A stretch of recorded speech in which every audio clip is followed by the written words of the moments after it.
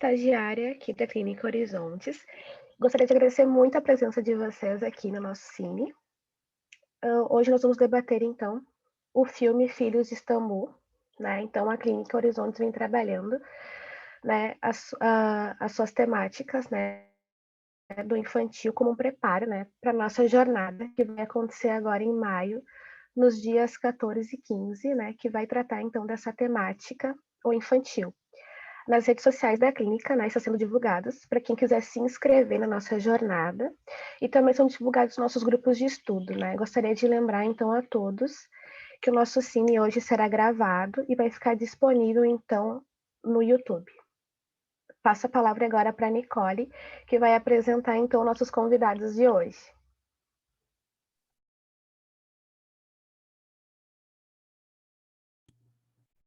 Tá mudo, Nicole.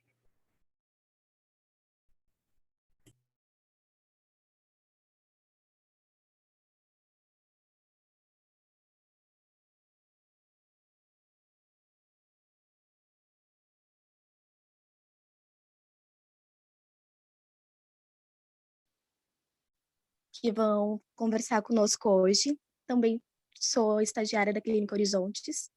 Minha querida professora hoje está conosco, Júlia Protas. Ela é psicóloga, psicoterapeuta de orientação psicanalítica, doutora em ciências médicas pela URGS, coordenadora e docente do curso de psicologia da IMED Porto Alegre. E o professor Matheus Minella, psicólogo, psicanalista, membro da Escola de Estudos Psicanalíticos, professor universitário. Ele também é supervisor clínico, especialista em atendimento clínico e mestre em psicologia social e institucional pela URGS. Desculpem a confusão. Bom dia, pessoal. Meu nome é Flávia e agora a gente vai passar o trailer do filme rapidinho para fomentar um pouquinho a discussão e caso alguém não tenha conseguido assistir o filme, vai poder ter uma ideia do enredo. Daí, depois disso, a gente já abre para falar dos nossos convidados.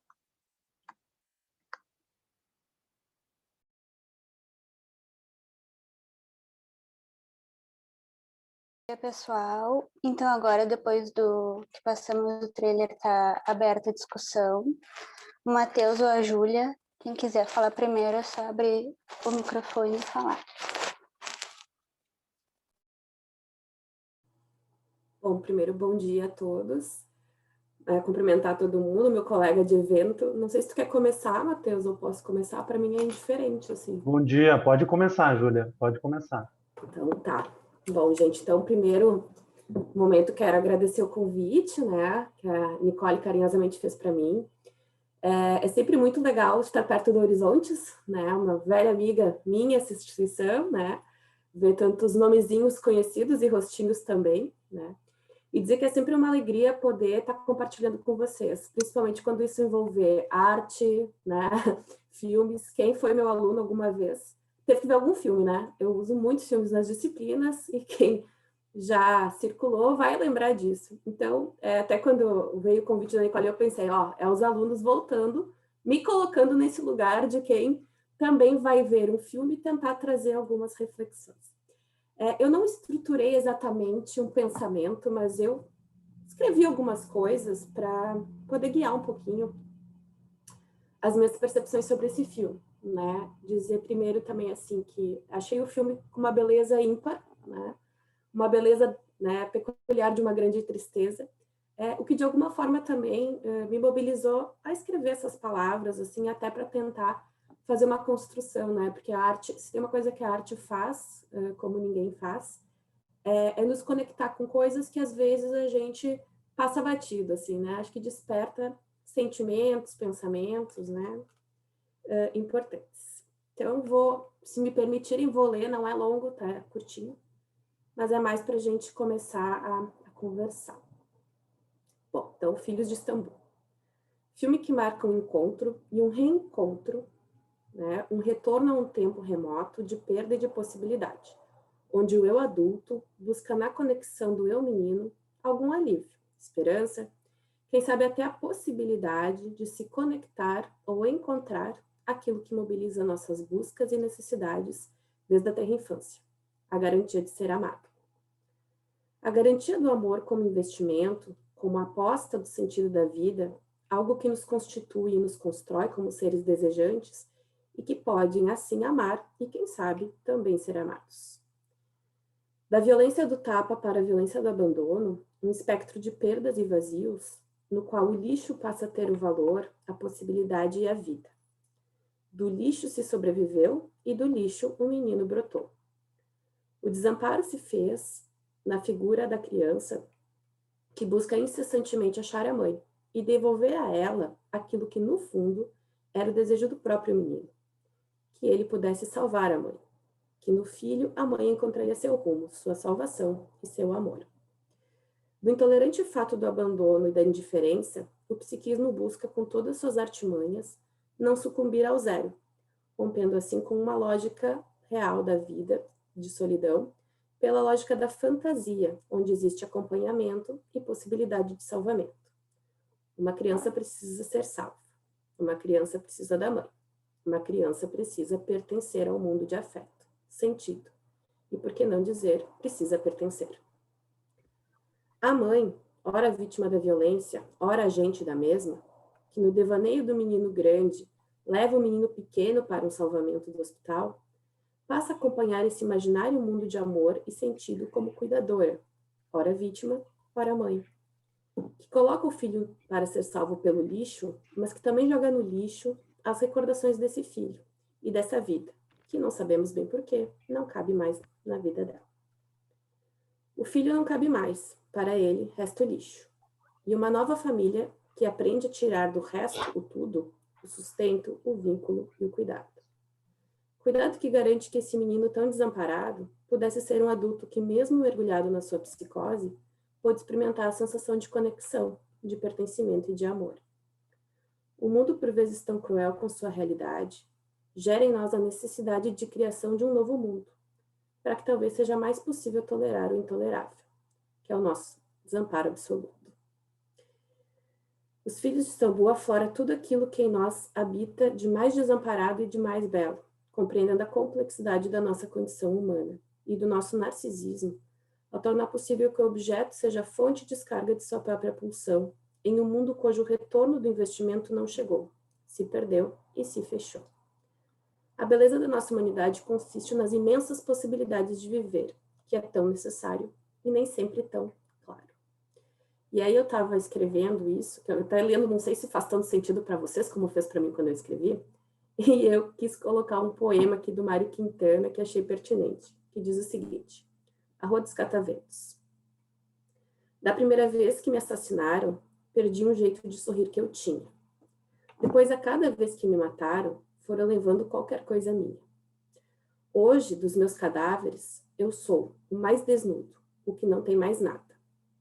Arde um toco de vela amarelada, como o único bem que me ficou. Vinde, corvos, chacais, ladrões de estrada, pois desta mão avarentemente nunca não haverá de arrancar a luz sagrada. Aves da noite, aves do horror, voejai, que a luz trêmula e triste como um ai, a luz de um morto não se apaga nunca. E era isso, gente. Essas foram as minhas viagens acerca do filme. Espero que possa servir de estímulos para as nossas conversas.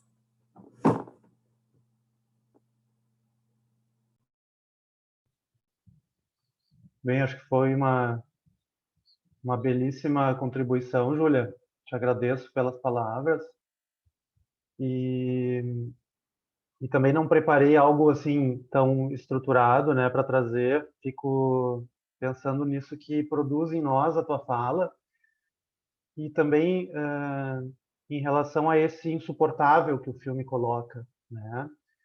Acho que essa fala que tu trazes que uma criança precisa ser salva, ela nos ajuda a pensar esse desamparo radical, né, em que está colocado o vivente que depende tanto do outro, né, seja para se alimentar, seja para ter as palavras que vão nomeá-lo, seja para ter a própria imagem de si, né?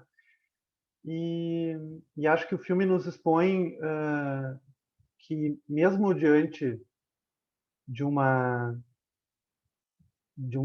perda tão grande, né? Como que se coloca para o personagem que a perda desse lugar de ser amado, é possível que algo se construa nesse laço, nessa conexão, né? Porque a primeira coisa que me chamou atenção quando eu vi o filme foi no papel da função fraterna, né? Ou seja, esse papel do laço horizontal entre irmãos, que é algo tão bonito, né? E que de alguma forma dá sentido também para a existência do Mehmet, né? Ele acolhe outros que, assim como ele, estão nessa situação de abandono. E ali pode se produzir uma forma de amparo mútuo entre esses irmãos, né? E, e eu fiquei pensando nessas figuras assim do filme, né? E fui pesquisar, inclusive o título, né? Além dos nomes dos personagens, o título original do filme, que em turco, né? É um filme turco. Eu não sei a pronúncia, não sei falar turco, né? Mas pesquisei e o nome original é algo como Kajitan Ayatlar, e que para o inglês foi traduzido como Paper Lives, que a gente poderia traduzir, né, fazendo uma nova tradução para o português como algo ligado a vidas de papel, né? E me parece que a tradução para o português foi muito feliz em escolher Filhos de Istambul, né? Porque também expõe essa condição de desamparo, né? E esse laço que une os personagens nesse lugar de filho, nesse lugar do abandono, mas também me parece no lugar dos irmãos, né? Então, várias palavras que aparecem no filme, né, achei interessantes, por exemplo, como o nome da rua em que eles moram, né, que para o português se traduz como Beco das Adversidades. Inclusive, eu descobri que ia ser a forma como iam nomear o filme no inglês, que iam traduzir para o inglês como Struggle Dead End, né? Struggle seria algo como luta, esforço, e Dead End seria literalmente traduzido como um final de morte, né? Que é essa rua sem saída, esse beco sem saída, né? Então seria um beco sem saída que ao mesmo tempo envolve uma luta, né? Um esforço, essas dificuldades. Só que aí eu fui para o Google Tradutor, né, para nos ajudar a pensar o que significa no turco esse título do filme, esse Kajitan Ayatlar, e na verdade eu encontrei que significa vive do papel, né, que o sujeito vive do papel, aqueles que vivem do papel. E acho que essa palavra papel ela é bem importante na trama, né, porque eu fiquei pensando, claro, eles vivem desse lixo, desse resto, né, desse lugar de resíduo que acabam ocupando na sociedade de Istambul, uma sociedade super empobrecida e desigual, né? Mas também tem algo dessa fragilidade do papel que também está presente na fotografia, que tanto sustenta essa imagem de um lugar de amor para o personagem principal, o Mehmet, né?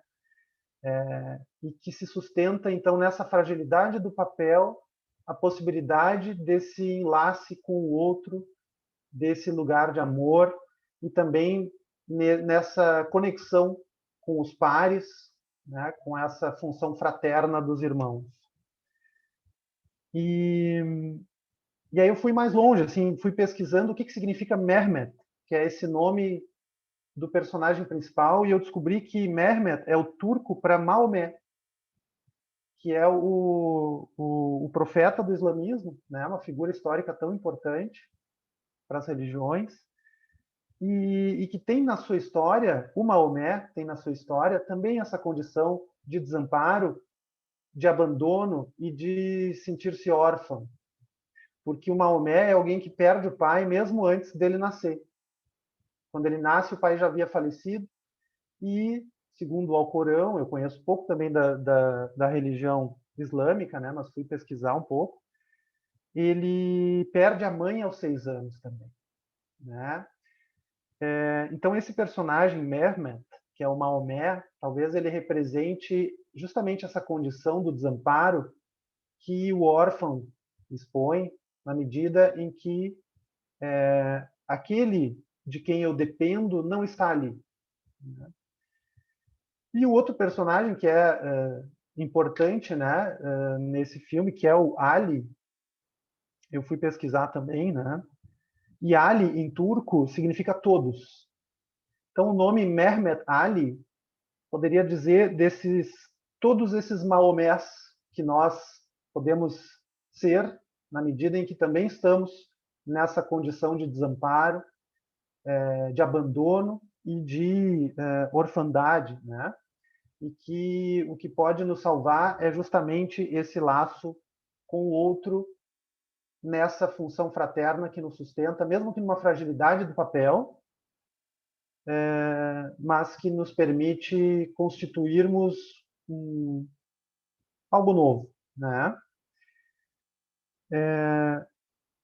Curiosamente, também lendo sobre a produção do filme, né, eu descubro que o filme ele é escrito por um sujeito chamado Erkan Mehmet Erdem.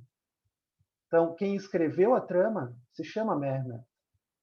E ele escolhe dar o nome dele, o nome próprio, que é o nome de Maomé, para o personagem.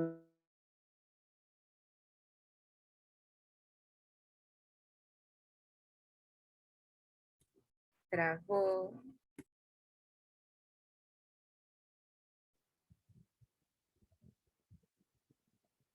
Acho que minha conexão falhou um pouquinho. Vocês me escutam? Agora sim. Tá bem. Ficou cortada a minha fala?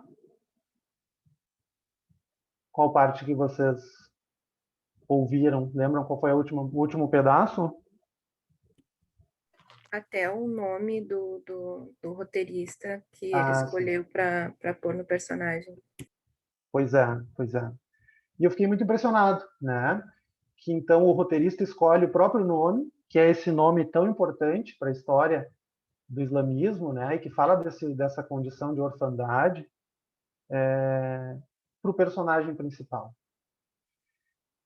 E, enfim, trago esses elementos para a gente iniciar uma discussão, né? Também não quero ficar falando muito tempo, acho que a ideia é a gente poder trocar, escutar vocês também. E então passo a palavra para quem quiser contribuir conosco.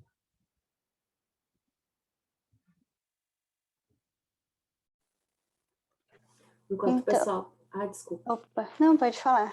Eu só ia pegar uma fala bem bacana, assim, né, Matheus, aproveitando esse ponto do fraterno, né, dessa possibilidade que o fraterno traz na ausência desses outros vínculos, né, que são tão fundamentais. E tu falou uma palavra que eu viajei para um outro lado, que é o papel, né, falando do papel como um objeto, e eu fiquei pensando no papel como os papéis que a gente executa na vida também, né, que é isso, que é o filho, que é a criança desamparada, que é o adulto que se conecta com a criança, que é o salvador das outras crianças, que é aquele que também nomeia os irmãos como uma via, né? Então, é muito interessante esse jogo das palavras, né? Porque a própria expressão, né? Se fosse filhos do papel, ou sobrevivendo do papel, o papel também a gente poderia pensar nesse outro lado, assim, né? Nessas imensas possibilidades, assim, que no fundo é o que a gente na vida também acaba fazendo, desempenhando os papéis, né? De alguma forma, achei muito bonita essa ideia de que todos nós também somos incorporados, né? Por esses personagens da trama, assim. Né? Só que eu anotei aqui a falar do papel, porque na hora que tu falou eu pensei, poxa, e tem essa questão de papéis também, né? De executar papéis, que também é como a gente se coloca nas relações e nos vínculos, né? Professor, aluno, né? Pai, mãe, filho, né? Então, todas essas múltiplos papéis também achei que fariam sentido.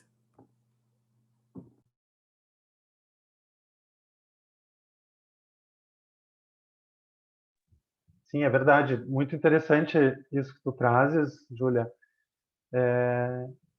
E sim, acho que tem algo do papel de cuidado no personagem principal, no Mehmet, que dá sentido à vida dele, né? Tanto que ele dedica uma atenção e uma proteção imensa a essa criança que é Ali, que é ele mesmo e que somos todos nós, né?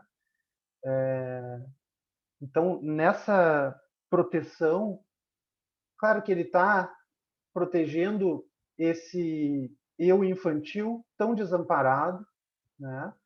Mas que ele não faz isso somente de uma maneira narcísica, no sentido de ficar encerrado em si mesmo.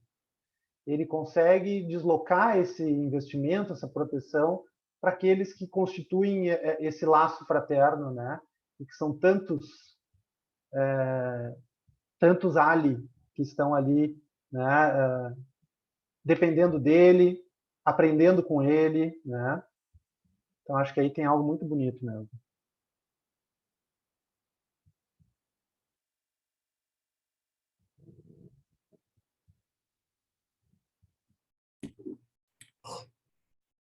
Pessoal, quem quiser fazer pergunta pode colocar ali no chat, tá? Ou então levantar a mãozinha ali e pedir a palavra, que a gente passa a palavra para fazer pergunta ou para a Júlia ou para o Matheus.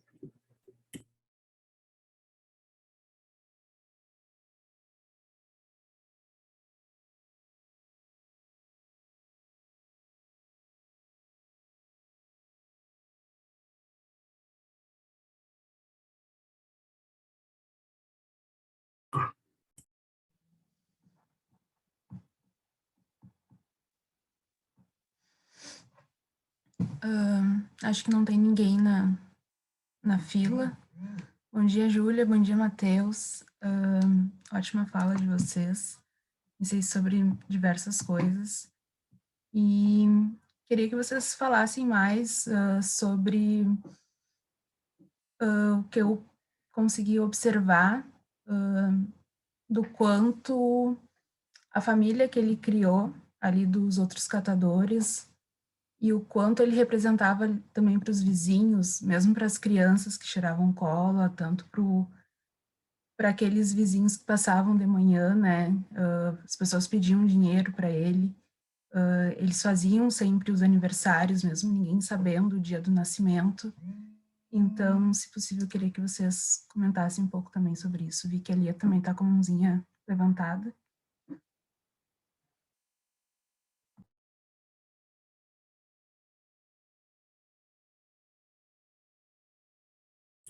Querem comentar agora ou a Lia pode perguntar? Não sei. Fala então, Lia.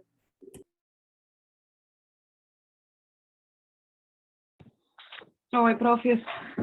Eu achei o filme, ele traz esse viés social e as falas de vocês foi levando para esse papel e como que ele foi sobrevivendo, mas como estudantes, eu fiquei pensando assim nas cadeiras que eu estou tendo e no que eu já li, então eu fiquei pensando que como que a gente estruturaria ele numa estrutura, né, porque se tivesse que classificar, a gente pensaria nele numa estrutura esquizofrênica, né? E como que as pessoas que hoje apresentam esses quadros, como ele apresenta, o que estão comunicando ali no filme, o filme consegue mostrar para a gente o que ele está, a psicose dele, assim, onde que ele está conectado, e aí a gente usou o filme para esse infantil, o que também fico pensando quando a gente é estudante, vai pensando no retorno, né? O retorno do recalcado, tudo que ficou em algum momento e que volta e que fica voltando, e dessa criança, e na fala da Júlia, no final do poema, que ela falou eu não vou lembrar a frase, mas o que ficou em mim, né? É essa questão a luz do morto sempre se apresenta, sempre está acesa, né? Uma coisa Não se apaga nunca. não se apaga isso. Então, nesse retorno, para mim, ficou sempre em volta, né? Então, o filme foi me levando para esses lugares, né?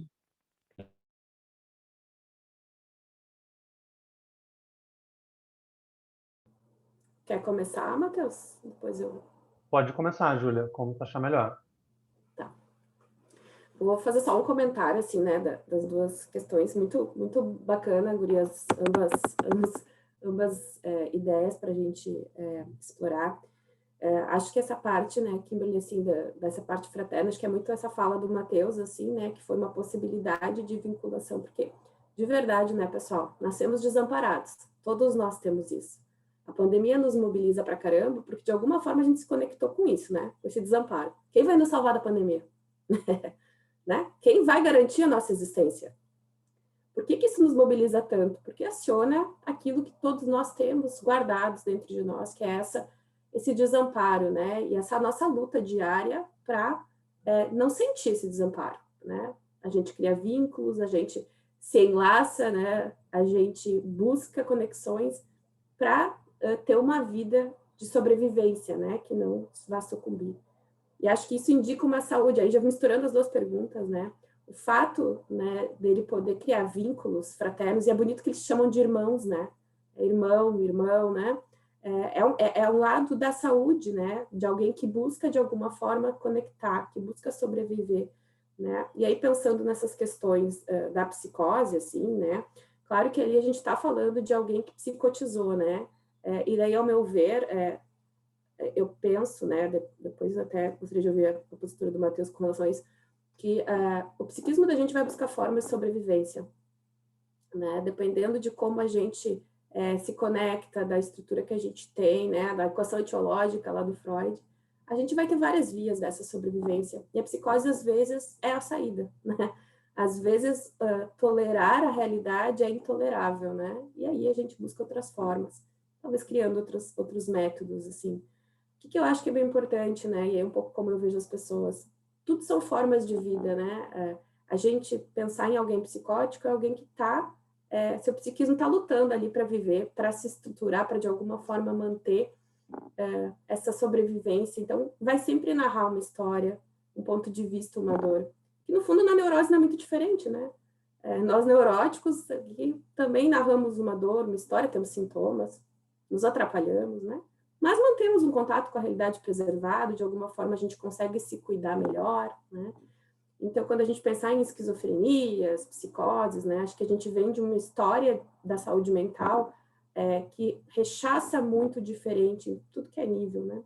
E aí a gente vai lembrar, assim, né, de todos aqueles movimentos manicomiais que a gente já teve, né, de colocar o louco como alguém, como o estranho, como aquilo que não pertence, né?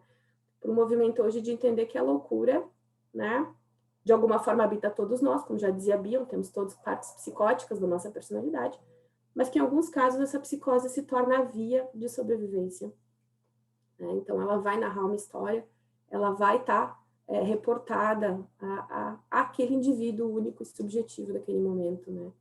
Então, pensando nesse personagem, embora psicótico, sim, porque de fato vive, né, esse contato com o infantil dele de uma forma concreta, mais concreta dentro dos seus devaneios, também indica essa saúde, né, como o Matheus bem pontuou, né, de poder buscar outras formas, né. Aquilo, a gente não teve algo que a gente precisou, mas buscou outras vias para tentar suprir esse não ter, né. Então, acho que eu iria mais ou menos por essas linhas, assim, né, e bem bacana ali essa tua conexão com o que está estudando, o que está vendo, né, porque todo mundo que estuda psicologia vai estudar basicamente pessoas, né, estudar pessoas é estudar cultura, é estudar subjetividades, é estudar comportamentos, é estudar cérebros, é estudar esse mundo, que quando a gente está na frente de alguém, né, eles se tornam essas ferramentas de olhar e de escuta para aquilo que cada um tem de único, né? E acho que é bonito esse movimento que a gente encontra hoje, né, com todas as reformas que já aconteceram, né, e a implementação do modelo substitutivo dos manicômios, de entender que a loucura ela é uma via de sobrevivência aí do psiquismo, né. Então, tem uma frase do Michel Foucault, eu não sou grande especialista, mas essa frase eu gosto muito, que é aquilo, assim, né, que a doença ela tem um valor para a sociedade porque é algo que a gente não dá conta, né. Então, a ideia da gente, muitas vezes, estipular a loucura como uma doença, né? Claro que, né, gente, é uma desorganização do mundo interno, tem toda uma situação de cuidado adicional que tem que ter, né? Não desvalorizo isso. Mas esse entendimento, né, de ser a forma que a pessoa consegue tolerar a vida, né? Que para alguns é intolerável. Para outros, a gente dá sintomas, né? Vai para terapia, né? Para outros, não dá conta. E aí o sintoma é outro, né? É esse rompimento. Eu concordo com a Júlia e acho que a gente precisa sim considerar que a psicose ela não necessariamente está nesse registro de um déficit, né, de uma forma menor de vida, né, mas que sim é uma outra maneira de organização do psiquismo diante desse desamparo, né, diante desse insuportável. E até trago essa questão do desamparo para a gente pensar o que o Freud nos diz com esse termo, né? Que a gente traduziu por desamparo, né? Mas que no alemão é um termo bastante complexo, né? Porque, como Freud coloca nessa palavra que seria Hilflosigkeit. O que significa o Hilflosigkeit? Hilf, em alemão, é socorro. Losig seria uma parte da palavra que diz que seria uma falta de. E o kite é o que representa que essa palavra é um substantivo, né? Então, como é que a gente poderia traduzir? E essa proposta de tradução é de um professor que eu tive, professor Caon, da URGS, né? Ele propõe que a gente traduza essa palavra difícil do Freud como insocorridade, que seria essa nossa condição, né? De uma insocorridade. Então, que a gente traduziu para o português como desamparo, acho que é uma boa tradução, mas que talvez tenha algo dessa condição irremediável de insocorridade e que diz respeito a um desamparo não só físico, né, do bebê que precisa da ajuda desse outro, mas que é um desamparo psíquico, que é uma organização em torno de um vazio, que é uma borda para esse insuportável, né? E que sim, nós na neurose também damos uma forma para esse vazio, por exemplo, através da fantasia, né? Eu estava essa noite mesmo, né? Acordei de um sonho em que eu voltava na casa dos meus avós, que foi uma casa que foi recentemente vendida, né? E no meu sonho foi muito curioso porque no sonho a casa era transformada num restaurante e eu estava tentando a vaga de garçom para trabalhar nesse restaurante, né? Eu pensei, tu vê como me faz falta essa casa e como me deixa numa situação de desamparo o fato dela ter sido vendida, né? É uma parte da minha história que foi perdida e que no sonho eu busco voltar para essa casa, mesmo que seja na forma de trabalhador de um local comercial, né, de um restaurante que ela teria sido transformada. Então, se nós dispomos desses recursos para lidar com esse vazio, com essa insocorridade, né, que é o sonho, que é a fantasia, o devaneio, os sintomas, né, na psicose a gente vai ver que o sujeito ele vai usar de um recurso mais radical, que é justamente uma substituição da realidade por uma realidade que é do delírio, né? Então, que ali, nessa maneira concreta de lidar com esse vazio, ele não vai conseguir dispor dessa fantasia, mas ele vai usar o recurso do delírio, da alucinação, né? Então, ali onde nós sonhamos e fantasiamos, onde o neurótico sonha e fantasia, talvez o psicótico precise delirar e alucinar para suportar esse vazio, né? São formas de dar um contorno a esse vazio insuportável que diz da nossa condição de insocorridade, né? E que é uma condição irremediável, né? Nesse sentido de que não é somente uma insocorridade física, não basta que me alimentem, porque é uma insocorridade psíquica, é um trabalho constante de elaboração desse real, que se coloca como algo tão angustiante para nós, né? E aí, bom, acho que a gente fala um pouco dessa estrutura, né? Que a gente poderia pensar para o personagem do Mehmet, né? Que então busca remediar sua condição de desamparo por um delírio, né? Então aquela ajuda que ele não teve na infância, ele encontra ela numa maneira de cuidar desse menino Ali, que é ele mesmo, né? Então a ajuda que ele não teve agora ele pode dar para esse menino que é ele mesmo, né? E acho que a questão dos aniversários se coloca também nesse sentido, assim, que é bem importante, bem interessante, né? Bom, o aniversário é algo muito importante para nós, né, gente? É o que marca a nossa vinda ao mundo, né? Mas não só a data do nosso nascimento, mas também a data a partir da qual a gente passa a existir enquanto sujeito, né? E esse gesto do Mehmet de oferecer festas de aniversário, né, para esses meninos, irmãos, mesmo não sabendo a data do nascimento de cada um, né, parece um gesto muito bonito dessa solidariedade fraterna, de poder oferecer um pouco de amparo ali onde esses sujeitos encontram um vazio, né? Então, o que a gente faz com o vazio? Talvez isso diga da nossa estrutura, né? Como que a gente se sustenta nesse vazio, se é pela fantasia, se é pelo delírio, pela alucinação.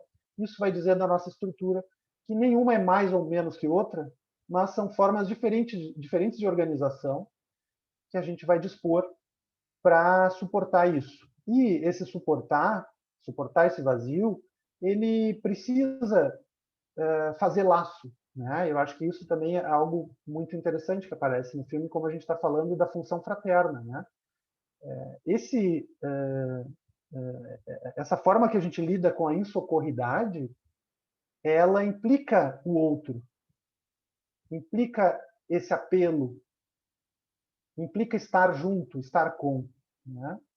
Então, pensei mais ou menos por aí, mas acho que as perguntas são muito pertinentes, muito interessantes para a gente seguir pensando. Temos a mãozinha da Mayara que levantou, não sei se ela quer fazer a pergunta. Pode colocar, Mayara. Maíra, desculpa.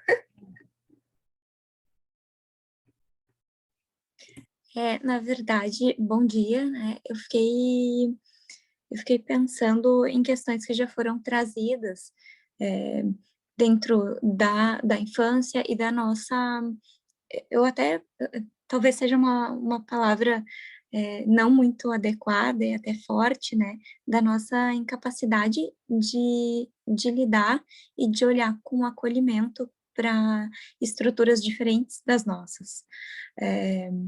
E isso ligado à nossa extrema necessidade também de enquadrar, né, do enquadramento dentro de uma realidade que não nos pertence e que nós desconhecemos.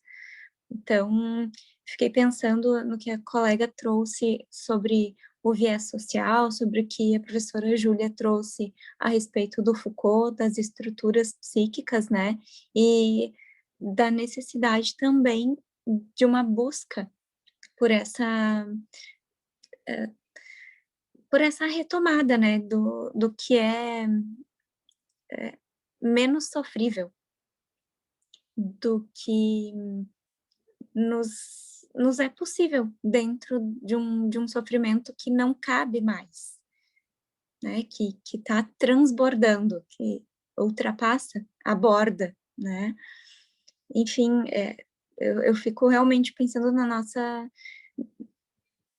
nossa incapacidade, muitas vezes, de olhar e no quão importante é que a gente possa compreender, no mínimo, enquanto profissionais, né, enquanto futuros profissionais, essa questão das estruturas psíquicas, né, e como lidar com elas sem pré-julgamentos, com conhecimento, sim, com ética, competência, mas com muita compaixão, né, porque é um sofrimento sem precedentes, que a gente não pode entender, não consegue entender.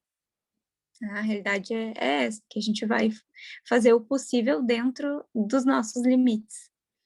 E é isso, foi isso que eu pensei, não sei se na realidade já tinha sido contemplado, por isso eu abaixei a mão, mas obrigada.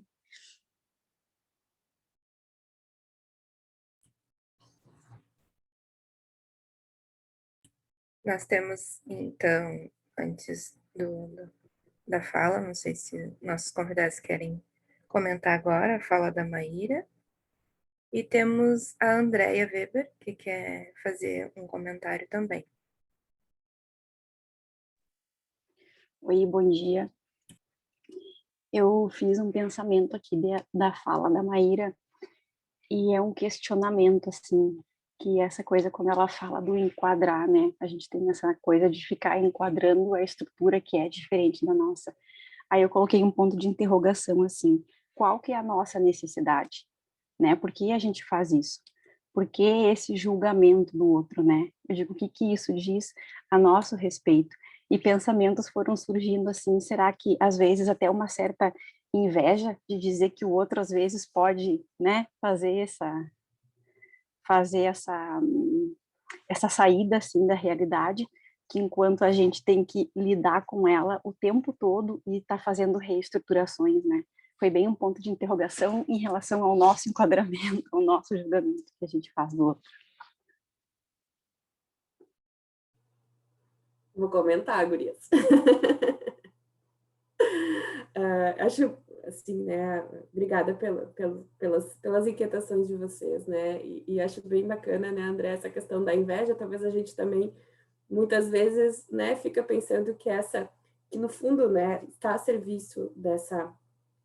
Eu adorei essa palavra, insocorridade. Até, Matheus, se tu tiver referências para me passar, depois eu te agradeço, porque eu achei fantástica, porque aquilo que não tem como dar socorro, né? Assim, achei belíssimo, não tinha essa referência. Tá a serviço, né, de dar conta daquilo que não se dá conta, e que, claro, né, vai trazer uma série de questões, mas, de alguma forma, para nós, também passa uma certa condição de, talvez, uma liberdade, né, que talvez a gente, dentro das neuroses, pela própria estruturação, não se permita, né. E eu fiquei pensando muito nisso, assim, né, por que a gente precisa enquadrar? Porque eu acho que nós somos seres que, de alguma forma, tentamos organizar um pensamento para nos sentirmos menos desamparados. A gente não quer dar conta desse desamparo, então a gente organiza, a gente pensa, a gente racionaliza. Olha os mecanismos de defesa, né, gente? Se for pensar, a própria racionalização super usada por todos nós aqui, que estudamos ainda por cima as pessoas, né? Para que eles existem? Para a gente não se dar conta daquilo que nos abala, né? Que é essa insocorridade, né? Adorei essa palavra. Então, assim, são coisas que a nossa necessidade de organização, ela vem a serviço disso, né? Eu fiz mestrado na linha de bioética e uma vez a gente estava estudando sobre essa questão de controle, né? Eu ia medir lá a capacidade de tomar decisão das pessoas. E aí o meu orientador falou assim, Júlia, o controle é uma abstração da realidade. Eu digo, não, claro que não. Nós somos cientistas, a gente organiza, tem método, tem todo esse Julião. A gente não controla nada, porque um fato pode mudar todo o teu dia. E tudo aquilo que tu achou que tu controlou, não controlasse, né? Mas a gente passa o dia organizando, a gente tem planner, a gente tem agenda, a gente tem nomes, a gente tem... E claro que isso tem uma importância e um valor, até para a gente poder viver em cultura, viver em sociedade, respeitar os limites, mas também está a serviço, né? A gente não se sentir tão desamparado, a gente se sente no controle, né? A gente sabe o que está acontecendo, né? Então, eu acho que é muito bacana, né, essa ideia da gente pensar no porquê que a gente precisa de alguns enquadramentos, né, para controlar, em alguns casos também para dar visibilidade, né. Hoje a gente tem tantos movimentos sociais, nomeando coisas que antes não tinham nomes próprios, para se poder falar delas e trazer para a cultura como uma outra forma de ver, né, de ver, de viver, de ser. Então, o nomear... não é à toa que muitas vezes o trabalho vai ser nomear um afeto, por exemplo. Por que nomear afeto é importante? Porque é quase como se a gente pudesse abraçar ele aí, né? Tem um nome, não está no não sei. Embora, no fundo, esteja no não sei, né? Mas o nomear, ele também nos aproxima, ele também dá uma visibilidade. Então, acho que tem esses dois lados, assim, né? E, sabe, eu queria também comentar a questão do aniversário que o Matheus trouxe, né? Porque, pensando, quando a gente nasce, a gente busca que alguém valide essa nossa existência, né? Seja no colo, mas principalmente no olhar. Eu gosto muito durante muito tempo eu estudei mais o Winnicott, que tem essa questão, né, do primeiro espelho do bebê ser o olhar da mãe, né? E esse olhar é um olhar amoroso, libidinizante, né, que vai alimentar o psiquismo, né? E é isso que a gente busca, né? Que alguém valide a nossa existência, né? Então, o aniversário como algo contrário à indiferença, né? Então, é o dia que eu passo a ser um sujeito e sou validado como tal, né? E a importância desses pequenos ritos como uma validação da existência, né? Porque às vezes as pessoas ficam com a impressão de que o contrário do amor é o ódio, mas o contrário do amor é a indiferença, né? A indiferença te bota como se tu não existisse, né? E essa é uma sensação que está na linha da insocorridade, que não existe, né? Então, achei muito bacana essa questão do aniversário, também por isso, né? Essa busca de uma validação da existência. Tu é meu irmão, hoje vamos comemorar a tua existência, mesmo a gente não sabendo se foi hoje que tu nasceu, mas tu é alguém, tu pertence a nós, tu é o fulano, né? E a importância que isso tem para a constituição de quem nós somos, né? Quando alguém nos valida, né? Tu é tal coisa. A importância que isso tem para a própria visão que eu tenho de mim mesmo, né? Eu achei bem bacana essa questão também do aniversário, né? Que eu não tinha pensado por essa linha, né? Tu é fulano, né? E pensando nos bebês, não é isso que a gente busca assim que nasce, né? Um olhar, alguém que valide, que nos dê um nome, né? Que comemore essa data, né? Achei bem bacana. Não sei se eu estou me atravessando aqui, mas o quanto isso vem acompanhado ali na opção de morte, porque ele estava numa questão de transplante, de sempre naquelas crises, né? Eu passei o filme inteiro pensando, tá, agora ele morre. Não, agora ele não morre. Tá, mas daqui a pouco ele morre. Não. E quando ele consegue o dinheiro, ele vai até a casa e dá o dinheiro que seria para a vida dele e acaba morrendo também. E, bom, um convite também, assim, da organização, que a Júlia e o Matheus consigam escrever um artigo, assim, para o site da Horizontes, porque essa discussão está muito boa. Mas, enfim, algo que me suscitou, assim, também das pulsões. São questões muito interessantes mesmo. E eu fiquei pensando nessa nossa tendência a enquadrar, né, nas categorias clínicas. E acho que é algo muito presente na nossa formação, né, principalmente na graduação, que a gente está se apropriando desses conceitos, né. Mas que, como foi colocado, assim, é importante que a gente perceba que muitas vezes um diagnóstico pode ser uma via que encerra o sujeito e aliena ele num signo que muitas vezes é difícil de poder ser tensionado, flexibilizado, né, superado, né? Então, acho que a nossa tendência a enquadrar diz muito também dessa necessidade de situar o que é o diferente, né, como vocês disseram. E acho que é uma discussão super atual, né, que a gente percebe no campo das ciências humanas, que diz respeito à questão da identidade, né, e das identidades, sejam identidades de gênero, sejam questões raciais, as identidades indígenas, né, e o quanto nós, enquanto sociedade, digamos assim, tributária de um certo ideal europeu, né, a gente acaba ocupando esse lugar de encaixar o diferente em algum conceito que engessa esse lugar dele, né? Então, acho que é uma discussão muito importante para quem se dedica para a clínica, do quanto a gente admite o encontro com a diferença, né? O quanto a gente se deixa tocar por aquilo que é a alteridade que habita o outro e habita nós mesmos, né? Que a identidade, enquanto algo importante para a nossa constituição psíquica, em termos imaginários, né? De termos uma imagem do nosso eu, e o Freud fala disso, né? Que o eu, na verdade, é a projeção de uma superfície, né? Esse eu, que é um eu corporal, ele se alimenta de uma imagem. E o Lacan vai falar muito disso no Estádio do Espelho, né?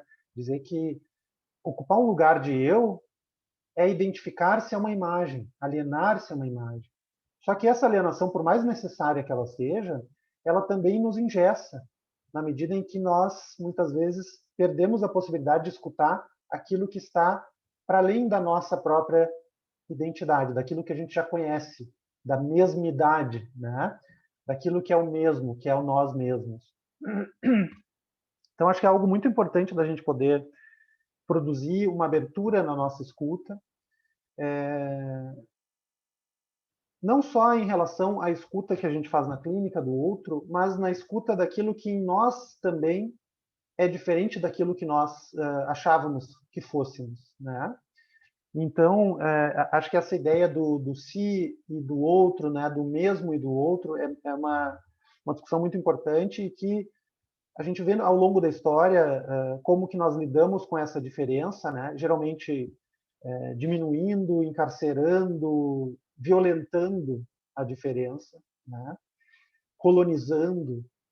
E no âmbito da loucura, da história da loucura, né, a gente vê também o quanto a loucura foi calada, encarcerada, e em alguns momentos da história até romantizada, idealizada, né, como ali anos 60, 70, que surge um certo movimento que eu acho que foi, né, a gente pode chamar de inveja, né, de que supostamente o sujeito psicótico ele teria uma liberdade maior do que o neurótico, porque ele pode reinventar esse mundo, né, que ele não quer mais suportar.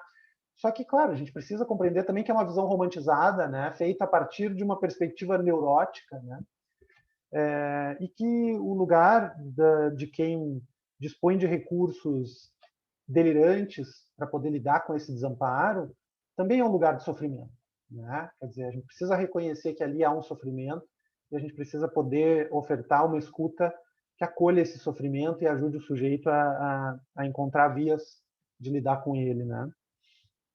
Então,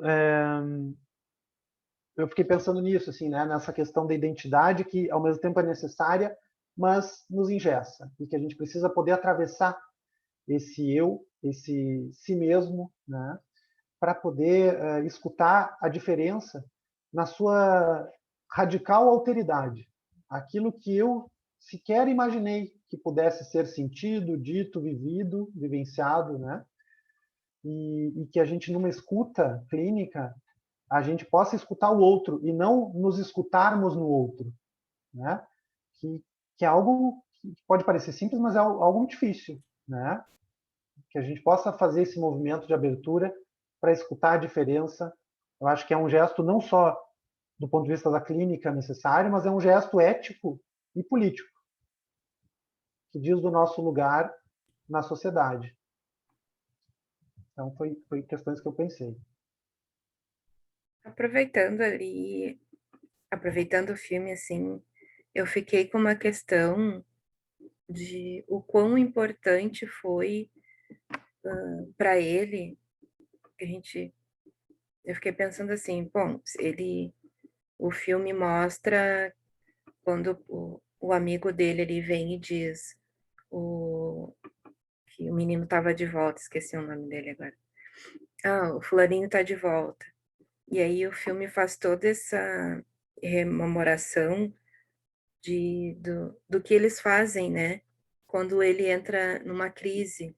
Eu entendi assim que todos eles parece que estavam preparados para acolher aquele momento dele, de que quando o menino voltava era um momento de crise e que eles estavam ali para acolher aquele momento, para dar um suporte para ele não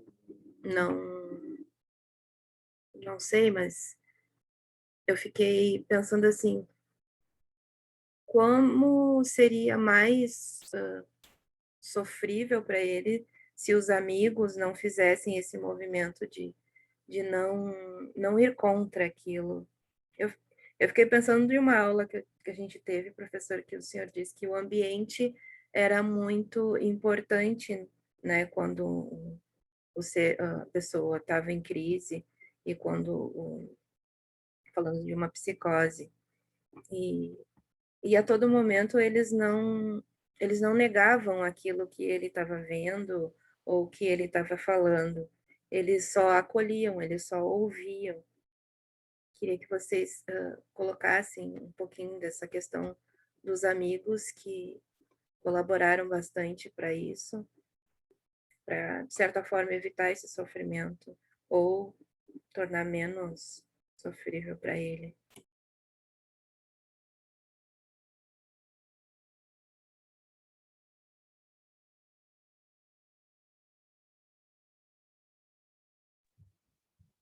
Uma questão bem importante, Jaqueline, e fiquei pensando no que o Freud fala sobre o delírio. O Freud já situa o delírio como uma tentativa de cura, né? Então, aquilo que muitas vezes é visto como um fenômeno a ser suprimido numa estrutura psicótica, né? O Freud vê, não, ali há uma tentativa de cura. É uma tentativa de relançar essa libido em direção aos objetos, né? E que essa função de quem acolhe, escuta um sujeito em crise, precisa permitir que esse delírio ajude o sujeito, né? Claro que nós vamos ocupar um lugar, enquanto quem é um profissional de saúde mental, né? É um lugar muito tênue, é muito difícil, de fato, o trabalho com as psicoses, né? E eu acho que muitas pessoas têm dificuldade em trabalhar com essas questões, e acho que a gente pode também, na nossa prática clínica, poder entender quais são os limites que a gente quer também respeitar a respeito da nossa atuação. Então, acho que quem escolhe trabalhar com a psicose precisa estar ciente dessa dificuldade e desse tênue lugar que a gente ocupa, que ao mesmo tempo não pode simplesmente negar o delírio, suprimir ou querer trazer uma perspectiva racionalista, né, no sentido de dizer assim, não, você está imaginando, esse menino não existe, esse menino é você mesmo na infância, né? Que a perspectiva que nós vamos adotar não é uma perspectiva analítica, no sentido de poder fazer retornar ao sujeito essa produção, né? Pensando que na estrutura psicótica o sujeito ele não consegue justamente acolher, né, essa produção que diz respeito ao próprio psiquismo, né? Ele coloca ela em ato, né? Então, ao mesmo tempo, nós não vamos negar, suprimir o delírio, mas nós também não vamos alimentar o delírio, né? Nós não vamos ingressar e sermos condescendentes pura e simplesmente com o delírio. Então, aí que eu acho que entra a sutileza do trabalho, né? Que é algo muito difícil mesmo, de podermos, junto com o sujeito, encontrar uma forma de que esse delírio ajude a estabilizá-lo e minimizar a angústia que ele sente. Isso fica muito claro, por exemplo, claro, no caso Schreber, né, que foi um caso clássico que foi trazido pelo Freud. O Freud não atendeu o Schreber, então não dá para dizer que foi uma medida terapêutica utilizada com o Schreber, né, mas que a gente pode entender o que ajuda o Schreber a se estabilizar e sofrer menos com as crises delirantes, alucinatórias que ele tinha. Era justamente situar-se num delírio que o estabilizava no tempo. E acho que essa função do tempo é importante, né? Quer dizer, o delírio, para quem já leu o caso Schreber, né? O delírio do Schreber era que ele seria transformado em mulher por Deus e engendraria no seu ventre uma nova humanidade, né? Isso era extremamente desadaptativo, porque, enfim, as pessoas ouviam essa história e diziam, bom, esse enlouqueceu, né? Quer dizer, ele foi sendo isolado, excluído dos meios sociais em que ele vivia, porque aquele delírio, né, não condizia com o modo neurótico de convivência, né, de crenças. Mas o que ajuda ele a retornar a esse laço social? Não é superar o delírio no sentido de, me dei conta que eu estava enganado. Não é isso, né? É justamente encontrar algum elemento desse delírio que estabilize-se no tempo. Então, o que representa para Schreber a cura dele? E aí o termo cura tem várias questões que poderiam ser problematizadas, né? É justamente encontrar um delírio que diz o seguinte, bom, ok, eu vou ser transformado em mulher e Deus engendrará em mim uma nova humanidade. Porém, eu não sei quando isso vai acontecer. Ainda não aconteceu. Enquanto isso, eu vou esperar, vou seguir minha vida, vou trabalhar, vou seguir com a minha família, meus amigos, né? Quer dizer, o sujeito ele não deixa de delirar, mas ele encontra no delírio uma possibilidade de estabilização que mantenha ele menos angustiado no tempo e que permita a ele estar no laço social, né? Então, acho que isso para a gente pensar um pouco sobre a nossa função, nosso papel de terapeutas, né? Nesses momentos de crise. Então, não é suprimir, retirar do sujeito esse delírio, já que é uma tentativa de cura. Também não é alimentar, ingressar, embarcar junto com o sujeito no delírio, mas é poder ajudá-lo a, neste delírio, organizar-se de forma que ele não sofra tanto.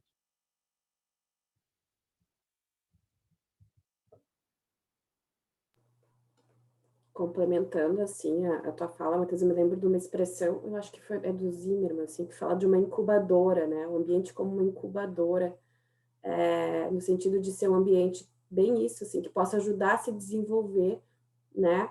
Uma certa organização dentro da desorganização, né? Então, acho que isso é bem importante, e ali no papo, claro, né, o Matheus trouxe toda uma questão nossa profissional, mas acho que aí no filme tem essa questão desses amigos que, né, de alguma forma tentam criar uma incubadora ali, né, porque é o tipo da coisa que é a realidade da pessoa, né, tu impor a tua realidade, não faz sentido, né, tem que haver um sentido, né. Então, acho que o ambiente muitas vezes também vai funcionar como esse espaço continente, né, mas não alienante, né, e acho que essa é a grande questão, assim.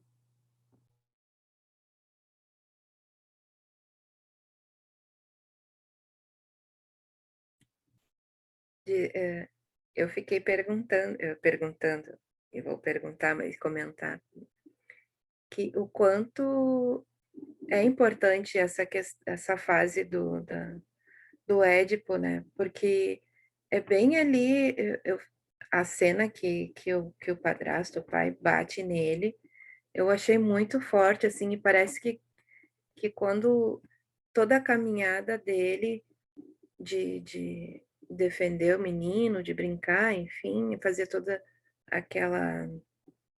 aquele retorno lá na infância, foi ferido por aquela imagem do padrasto batendo, a mãe tentando salvar, aquele abandono na lixeira, enfim, e o quanto somos seres dependentes, né? E aí, lembrando o que o professor Matheus falou da questão do papel, que o papel é uma coisa tão forte e, ao mesmo tempo, tão frágil, né? Não sei se para todos aquela imagem ficou para mim foi chocante, né? E esse conflito assim do Édipo, que parece que a vida toda ele fica tentando voltar e resolver isso, né? Nos momentos de crise dele.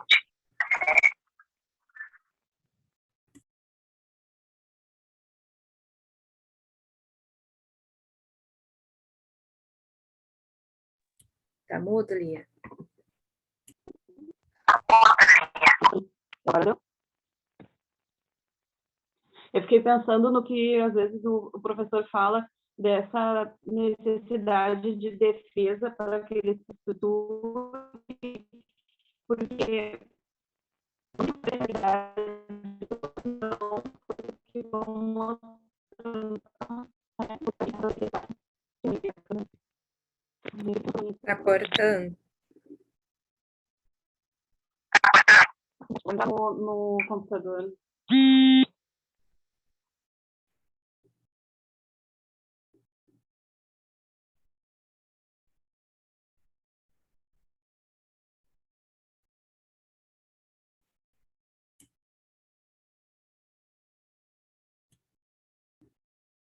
Acho que não deu ali.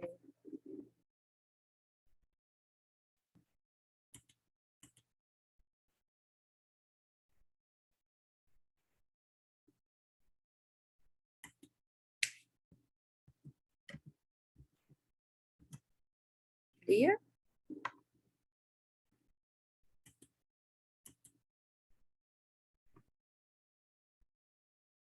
Bom, coisas da internet. Vou passar a palavra, então, para a Renata, que está com a mãozinha levantada.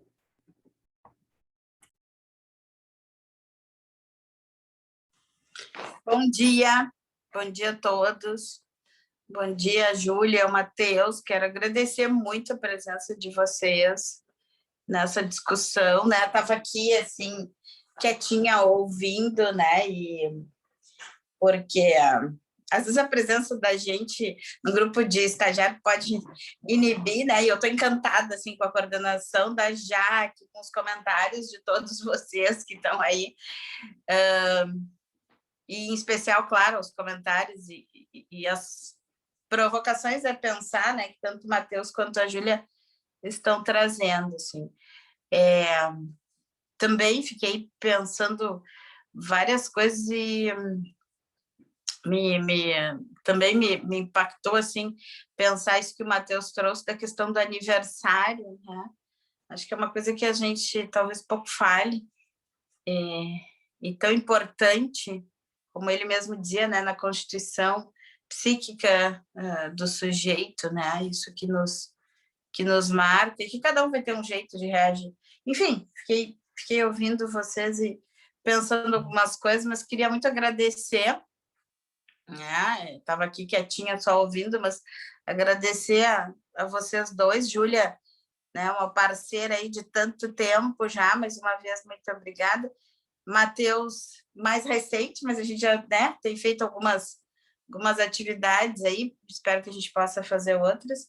E ao grupo todo, né, pela presença, quem organizou o Cine, enfim, né. E na verdade, até tinha mandado uma mensagem para a Kimberly ali em inbox, se o Matheus e a Júlia não nos cederiam generosamente alguns desses comentários, né, para a gente postar no nosso site e até nas redes sociais, como a gente sempre faz, né, obviamente com alguma cena ou alguma imagem do filme, né, fazendo a ligação.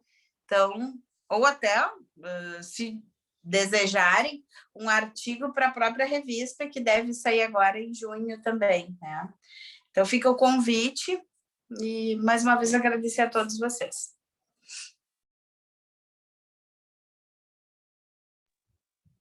Eu agradeço o convite. Desculpa, Júlia, pode falar. Não, pode falar. Eu ia somente agradecer, né, e dizer que foi muito, muito interessante estar com vocês, conversando sobre esse filme belíssimo, né? Acho que aprendemos todos. E é isso, assim, me coloco à disposição, né, para a gente poder pensar e, quem sabe, escrever, né, sobre isso. Então, muito obrigado. Eu faço minhas as palavras do Matheus, também agradecer a oportunidade, né, Renata? É sempre uma alegria estar próxima da Horizontes de vocês, né? Eu tenho esses escritos, eu posso compartilhar, mas assim, né, gente, são viagens minhas aqui, mas com certeza. E fico à disposição também, né? Eu acho que as trocas é o que nos alimenta, assim, né? A gente poder, através da escuta do outro, repensar escutas nossas, né? E essas trocas sempre enriquecem muito. Acho que também para quem pensou num primeiro ponto de vista, né? Fazendo um resumo, assim, parece que eu fui mais por uma questão mãe-filho, o Matheus trouxe muito uma questão fraterna, né? E que bonito, porque nós dois vimos o mesmo filme. Acho que temos referenciais até parecidos, um pouco de pensamento, mas fomos para lados diferentes. E acho que essa é a riqueza das pluralidades, né? Então, eu agradeço muito por esse espaço, né? E sempre uma alegria estar compartilhando.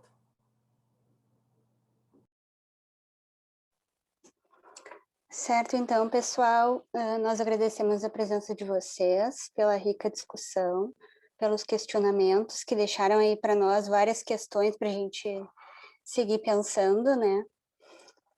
E queríamos também aproveitar para convidar vocês para a nossa quinta psicanalítica, que é hoje às 7h30, que vai abordar o infantil arcaico, questões sobre a clínica psicanalítica. É isso então. Obrigada.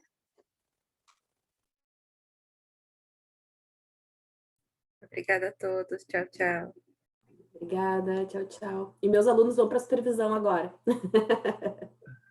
Tchau, tchau, pessoal. Bom dia para vocês.